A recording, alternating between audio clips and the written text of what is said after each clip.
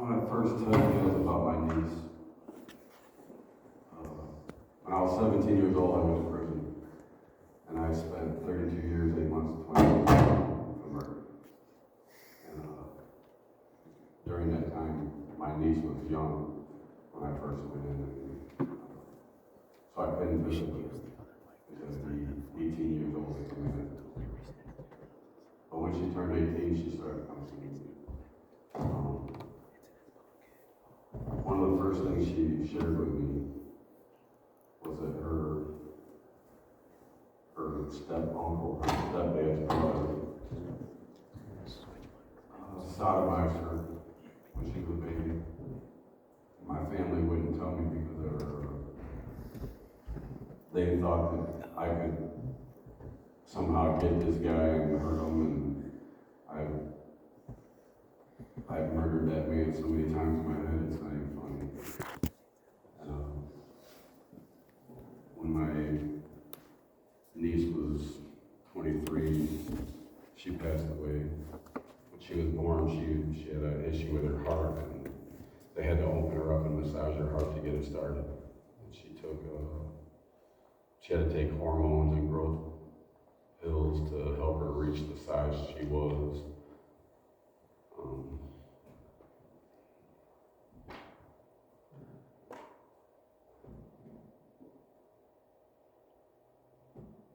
Picture. She's 21 years old there. That's in prison.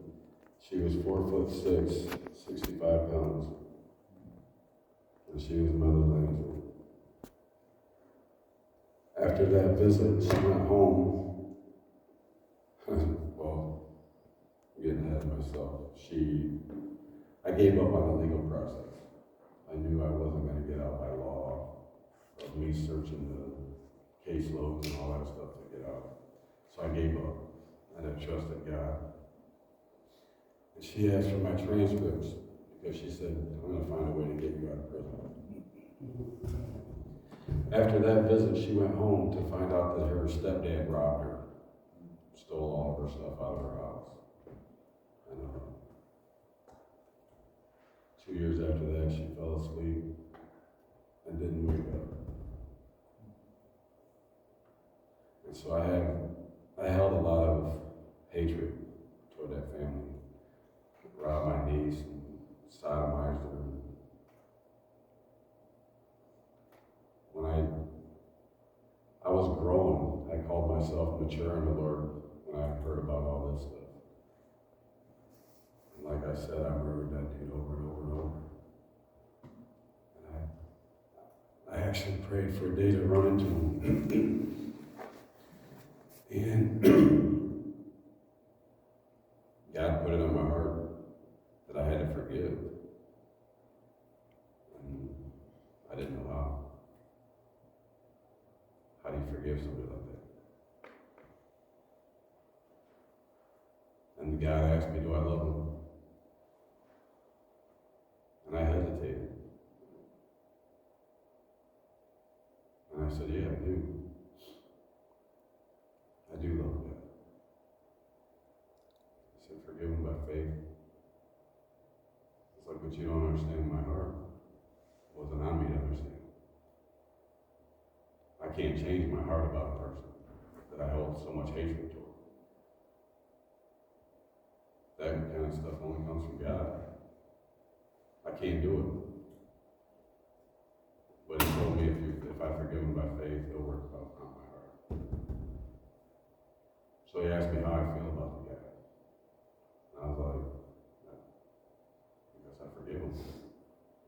He goes, just tell me how you feel about it. I was like, I hate him. If you want me to be real and raw, I hate him. I want to rip his fucking body apart with my hands. He's not worth salvation to me. And the guy asked me again, do you love me? I said, yes. So I said, forgive him by faith. And this was a process that I went through every day. Every day God asked me how I felt about this man. And every day I used to say, I hate him. But by faith, I forgive him. God spoke to me. And I started realizing my feelings started to change. So one day, he asked me how I felt about him. I said, I feel sorry for him. He don't know the kind of monster he is. And only somebody like God can change him. That's right. You know? I wanted to put him in the dirt. But God wanted to save him. That's what love is. Amen. Amen. You know? Giving someone something they don't deserve. You know? And I started realizing, I started praying for that man's salvation. Him and his brother. I went from wanting to hurt both of them really bad to forgiving both of them completely. God asked me who's the hardest person I had to forgive. And they thought it was him, but it wasn't. It was me. I was only hurting myself by holding all that hate. So through all that, I started getting healed myself. I miss my little angel. She used to laugh so hard when she'd act like she was tougher than me. We had pictures of her sitting on my arm. I don't know those guys. I don't know where they're at nowadays. But I hope they found it. I hope they accepted it, salvation. Because they're dead inside. You know? Everybody started studying love. I didn't know what love was. And I had somebody tell me, start looking it up, studying it. And it was love that made me have the ability to forgive. Because I read 1 Corinthians 13. Everybody likes the poetic sound to it. When I quote it to the girl and stuff. But verse 8 is what did it for me. Love never fails. And if you look at 1 John 4:7-8, it says, Beloved, let us love one another. For love is of God, and everyone that loveth is born of God and knoweth God. He that loveth not, knoweth not God, for God is love. So we can interchange those. Love never fails. God never fails. If you hold on to anything, all you're doing is hindering yourself. My hatred toward that man didn't stop him from doing anything. Didn't stop him from victimizing anybody else. Didn't stop him from living his daily life. But it stopped me from growing.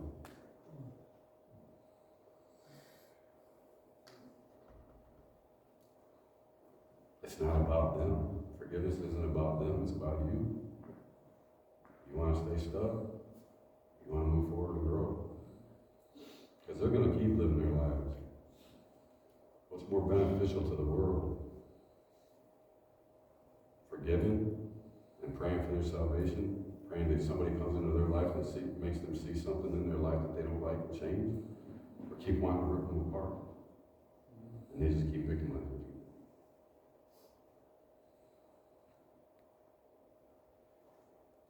Love never fails. God never fails. You can't escape that. You gotta let that grab hold of you. True forgiveness comes from God. I mean, it's simple to bump into somebody or step on somebody's foot and say, oh, and I forgive for that. I mean, it's not. But to take something, every one of us has it. There's somebody in every one of our lives that hit us in our heart the wrong kind of way. We don't need to hold on to that. Because they're still living their life. But if you change, they can change. I did that. Is that me? Hold I did that. it in your hand.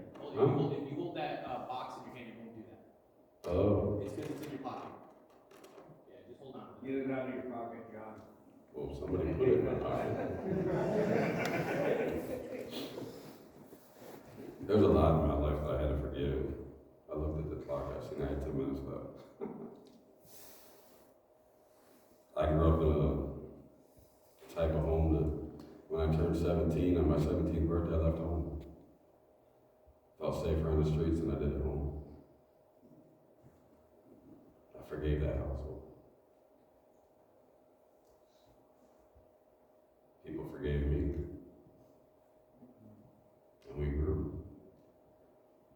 Now my family's tight. Led my mom to the Lord before she died. Glory to God. Led the man that used to whoop me a lot. Led him to the Lord. He's still living. Brought my brother back to me, my sister back to me. Just from forgiveness. Just from letting go of the past. You know what I'm saying? I was a hard man. I wanted to be the meanest and the ugliest man in prison. I let go of it. Forgave everything. There's nothing worth holding on to. The other side of forgiveness is so much more appealing. It makes you smile more. Makes you laugh. I was in a dark place. People would say jokes to me that I was like, you guys are stupid. But it was funny. I just didn't know how to laugh. I let it go. I let that forgiveness go. My heart started healing. My faith grew. My strength grew. I was sentenced to life without parole.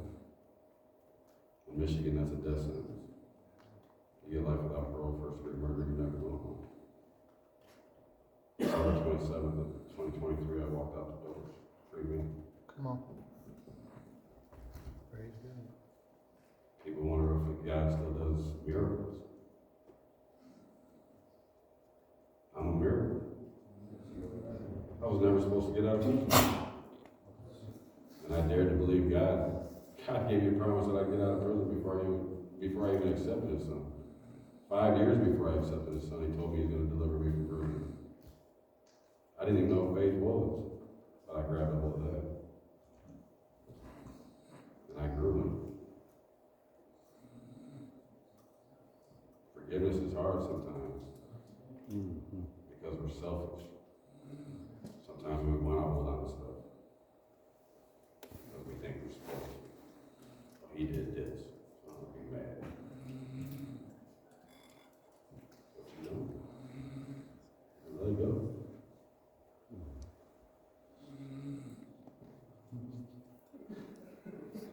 I'm going to take that as a compliment. Yeah, it's that radio voice. That low monotone. This is John at Late Night Radio. Yeah. So forgiving. Everybody just maybe that's my calling. Who was that? Oh, that was Nick. Hey, bud.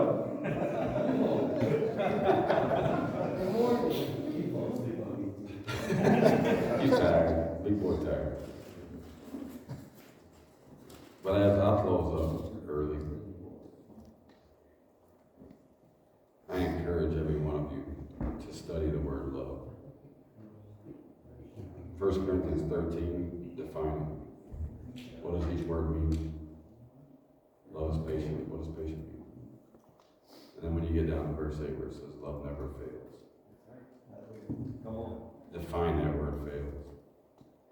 And that's what love and God never do. It may not be the way we wanted it, but it's going to be better. Because it's His way. And forgiveness is all a part of your love.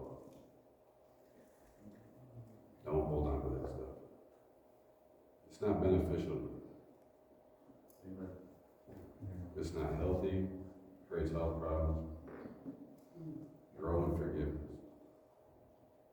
And every one of you has somebody to forgive. Every one of you. No matter, maybe it wasn't somebody sodomized your niece, but every one